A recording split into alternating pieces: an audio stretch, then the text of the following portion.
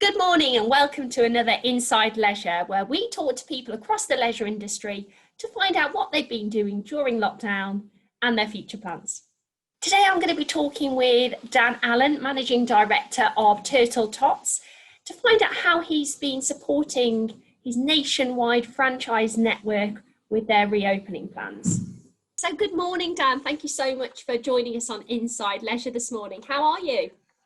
I'm good, Zoe. Thank you very much. Yeah, thanks for having me. Yeah, not too bad. It's a busy. So before we get started, do you want to just give us a bit of an overview of Turtle Tots and perhaps your role within the business? Yeah, of course, no worries at all. Turtle Tots, we're one of the biggest baby and toddler swim providers in the country. We're a franchise business operating from the north of Scotland all the way down to the southern tip of Cornwall. We have 50 franchisees across the UK and one that covers Ireland as well. So all in all, we've prior to pandemic, we were teaching around about 13,000 children every week, water confidence and swimming skills primarily from the age of about 3 months to 4 years. So that's our core business. We have 300 and something venues across the country, wow. More than 200 teachers. So it's a big operation. Yeah. I'm managing director. I've been managing director here for just over 3 years now. And essentially, without going, too grandiose with it, my role is just to make sure that every one of our franchisees has everything they need to run a successful business. And if I'm doing that, then the whole thing is thriving. So that's how I describe my role in the business. No, okay, great, thanks. So with so many franchisees, I think you said 50, to support all different sizes, I'm assuming as well, operating out of different size pools. What's been your approach and your main business challenges? I guess the pandemic so far, as it will, this last 6 months can be sort of split into 3 phases for us. March 16th, when sort of the initial social distancing was announced, and we decided to close our business down.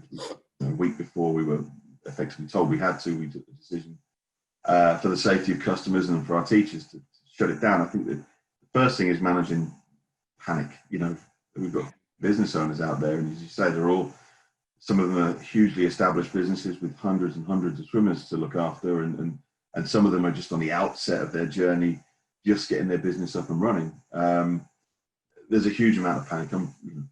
We've heard the term unprecedented times, tons of times in the last 6 months, but it truly was then. It was a massive shock. So managing that panic and giving reassurance to everyone that actually we're a strong business and we're here to, as a franchisor, we're here to support everyone, no matter how big, how small, to make sure they've got everything that they need. I think that was the biggest challenge we faced initially, was just getting everyone to calm down and signpost them towards the right kind of help, make sure everyone had, again, at that stage, what they needed to get through those initial weeks, the guidance on how to communicate with customers, how to speak with, venues, trust in them as well. They're all very capable business people. They've got a huge passion for what they do, and they will always make good decisions. They will always, because they're all focused on doing the right thing for their customers and for their business and representing, Turtle Tots as a brand. I think, they will always make good decisions, but giving them a little bit of guidance to help them through that process was hugely important. I think the next phase was this sort of planning, what's it going to look like when we come back, and once everyone was on a sort of firm financial footing, everyone had access to all of the different practical support they could get. I think what we had to do then was start working towards a plan to reopen, and that, as you can imagine, as you'll know from your role, Zoe, within swimming, there's so many different stakeholders in that learn to swim process, from us as a franchisor to our business owners, to our teachers, to the venues, and most importantly, of all the customers and the children that come swimming. Everyone has to be catered for. Everyone has to be cared for in a way that they feel safe, confident, looked after. So putting together a plan to come back and aligning ourselves with industry bodies like STA and everyone else who's putting together guidance for pools and for social distancing, for the delivery of children's activities and all of that sort of side of things. The key thing was drawing all that together and coming up with a set of guidance that we were comfortable with. So we did that. We put a working group together, which involved some people from head office, our sort of main aquatics tutoring team, and then some of our franchisees, just to make sure we had enough voices in the room, just to sort of, you know, from my point of view, you know, I'm not a swim teacher, so at the end of the day, I can talk about the guidelines and the guidance and the regulations and government protocol until the cows come home. But applying that in a practical sense to teaching a class of children swimming is not in my area of expertise. So bringing in the franchisees and our tutor team to make sure that everything was joined up was really important. We got some really good input and feedback from that group. And from that, we were able to put together our guidance and really just make sure that we'd covered off everything that kept everyone safe, that built confidence for people to come back, that our venues were comfortable, that we were doing all the things that needed to be done. And it was something that we could roll out, you know, relatively simply whilst retaining the experience of coming to Turtle Tots. And that's the biggest balancing act. The biggest balancing act is not turning our wonderful lessons into something that is too regimented or too controlled. You know, people are there to have fun. They want to have a good time, and you know, that balancing act is probably been the trickiest challenge to manage. So, but I think we've got there, and with lessons starting up, and you know, with some of our people being back in the pool already, the feedback has been brilliant. So I think the main thing for us is that customers are happy, teachers are happy, venues are happy, and we're just about there.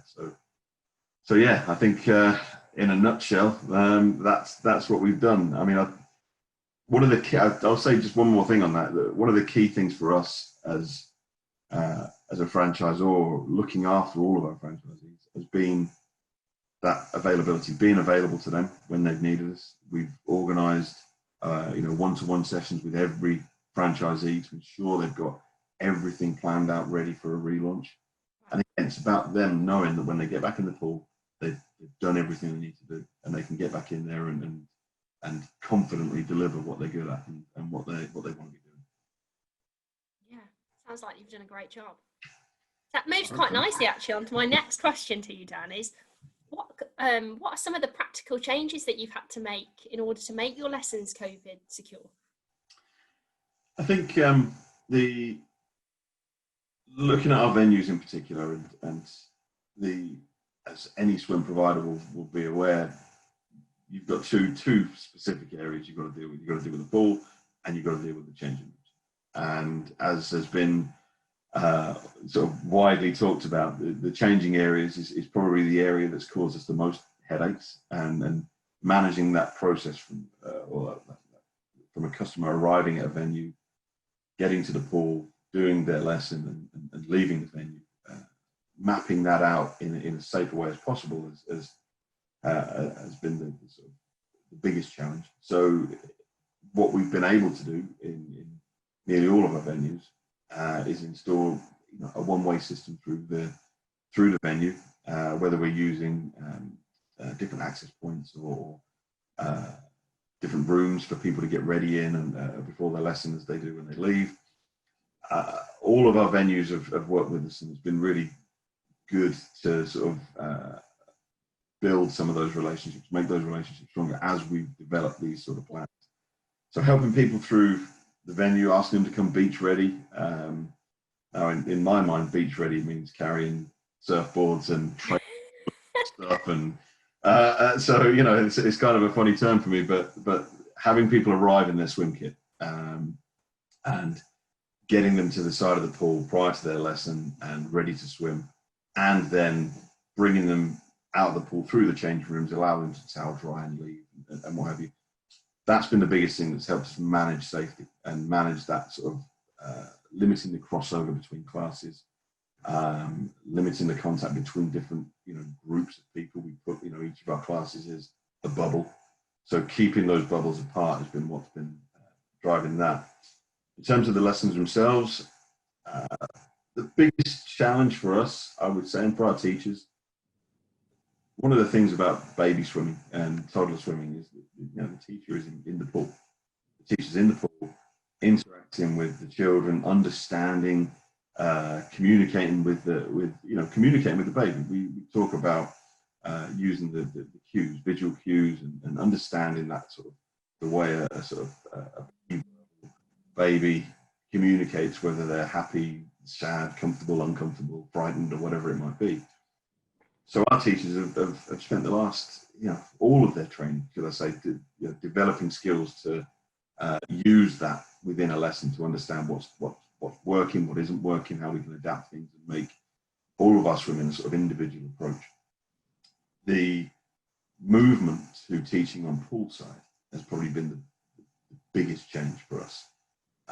Taking the teacher out of the water has caused probably the most consternation for the tutor team, for our teachers, and just understanding how they make that transition to change the way they teach.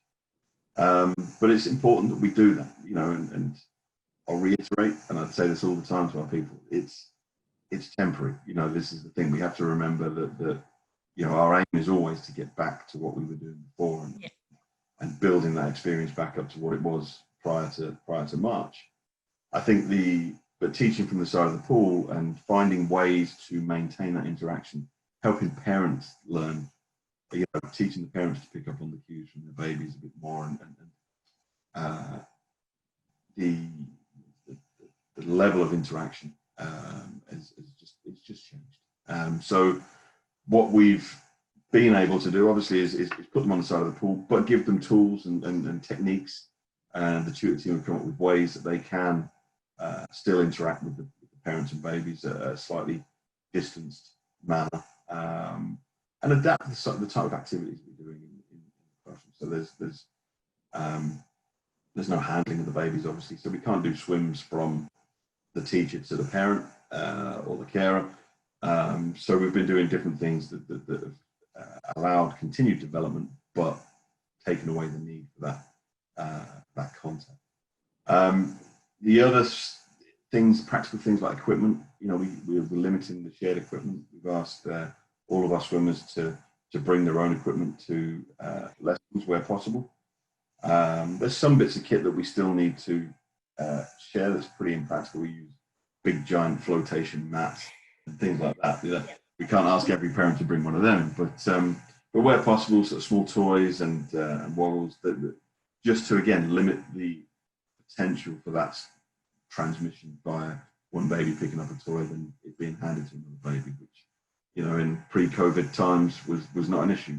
Toys were shared and used, and it's about just doing those things to make sure that that everyone feels comfortable and confident. And I think that's the thing. Ordinarily, I'll say this: our equipment is clean, maintained. It's safe. But in the current situation, we need to go above and beyond that, and the parents, in particular, need to be comfortable that the kit they're using is theirs, and they're not at all concerned that it's been used by someone else who perhaps hasn't cleaned it properly or whatever it might be. So doing those sort of things, they're changes, but again, we're trying to keep things as close to what they were as possible, and relying on our customers, the parents in particular, to take some responsibility as well. When it comes to social distancing, we're not barking orders at people and standing people in that you've got to stand in this circle and you've got to stand in that circle.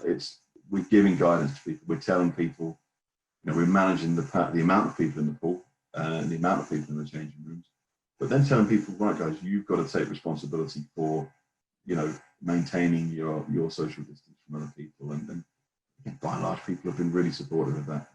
People don't want to be told what to do to the nth degree. They will take responsibility and work with us, which has been great. Absolutely. Now, I've been to a number of pools, different pools during this, since reopening. I've just been blown away with how the guidance has been implemented. Yeah, I felt really secure as a family taking my children swimming, so that's really great to hear. Yeah, no, I think everyone, like I say, the vast majority of people, vast majority of people have been incredibly supportive and have really wanted to see our franchisees and our swim teachers back in the water doing what they do best, and that's what's been one of the most pleasing aspects of the last couple of months. Absolutely. So, in line with all the changes, how have you continually engaged with your customers, and what's the feedback been? Again, slightly different phases within all of this, but initially, we saw a lot of activity providers move to an online delivery method. So, a lot of our colleagues in pools and sports and gym and things like that, they were able to relatively easily, and not without a lot of hard work, but relatively easily move to an online delivery. So they'd be doing on, YouTube or Zoom classes or whatever it might be. Yeah, I did that. Baby ballet and the gym. Yeah. Exactly. Yeah. So obviously with swimming it's a bit more difficult. So we came up with a plan. Essentially, what we wanted to do was keep our customers engaged almost on a weekly basis, as far as possible. So they were still in the habit of interacting with Turtle Tots, and that was really important that they maintained contact with their teacher. That our teachers were able to maintain contact with the students. I mean, I think we talk often about the benefits to the baby, the parent, and all that sort of stuff. Well, the teachers get a huge amount out of the interaction they have with their students, and that seeing them develop, seeing them grow, and when you look at some of our teachers who otherwise might not have seen one of their students 6 months ago to now, the amount of growth you'll see, the change in a baby or a toddler even over that period of time would be a huge amount to miss. And I think building up almost daily sessions where we did some water activities, we did some baby sensory stuff, we did some parental education pieces, and then we moved into just simple things like storytelling, game playing, things like that, just to keep our customers engaged with us as a brand and keep our teachers engaged with their students. That was really well received at the outset, and people really bought into that, and we were really pleased with the feedback we got on that side of things. As we've worked towards relaunch, obviously our messaging has to change a little bit, and we have to be preparing customers to come back to swimming. And again, the biggest driver for this is that customers have all wanted to get back in the pool. They've absolutely been at every stage. I've talked to the franchisees all the time, and they were a bit nervous of sending some communications out to customers because I'm not sure if customers are going to start asking them really awkward questions about, well, when am I getting back in the pool, or when can I start lessons again? It's been quite the opposite. Customers have been reassured by the communication, incredibly supportive. And some of the messages that have come back from customers that have been shared within our internal sort of Facebook groups and things, it's been brilliant that the parents have continued doing some of the activities they can do at home, reported that back to their teachers, and it's just been really encouraging that parents themselves are just been keen to get back in. We've started issuing guidance specific to venues. We've done some general guidance sort of as a whole, videos about how lessons are going to look a bit different, but again, reassuring customers that everything is being done to ensure their safety and they can come confidently to lessons. And now we're in a phase where each of our franchisees, as they look towards relaunching their business, and some of them, as I say, have relaunched already, but they're putting together sort of specific guidance for each venue. So customers have essentially got a pack of information. Great. They know well in advance where they need to go, when they need to be there, what's going to happen when they get to the lesson. We've developed an initial sort of first week back lesson, which is again recognising the fact that some of these kids won't swim for 6 months, so we can't just pick up on the next week after their last week, because it's been such a big gap between their last swimming session and now. So having the first week sort of reintroduction to swimming, they're again happy, confident in the water, and the teachers can really assess where they're at, helping them understand the practicalities of moving through the pool and back out through the changing rooms. That's been well received again, and I think the biggest thing for me is that it's just the feedback we've had from our first couple of weeks of lessons. One of our franchisees down in Southampton, Facebook group, just a little testimonial from one of our customers, just simply saying how much of a brilliant job her and the team did, and how happy they were to be back in the water, how happy a child was to be back in the water. And you see this in other franchisees, sort of, it really builds some good feeling that we're doing the right things and managing it well. We've done the right things, and so it's it's really encouraging at the moment. So we're really pleased that we're getting there. No, it sounds like you've done a wonderful job as an organisation. So well done to Turtle Tots. And thank you so much for talking to us today, Dan. There's so many good ideas there that hopefully all the swim operators watching may be able to take a few golden nuggets and potentially implement them in, within their processes. So thank you. I wish everyone the best of luck coming back. That's all we can do. We're kind of all in this together. That's one thing I've learned. Absolutely, and we're stronger together. So yeah, we will. So good luck to everyone, and if I'm here and we're here to support anyone that needs it over the coming months. No, thank you so much for your time. Thanks, Dan. That's all right. Cheers, Zoe.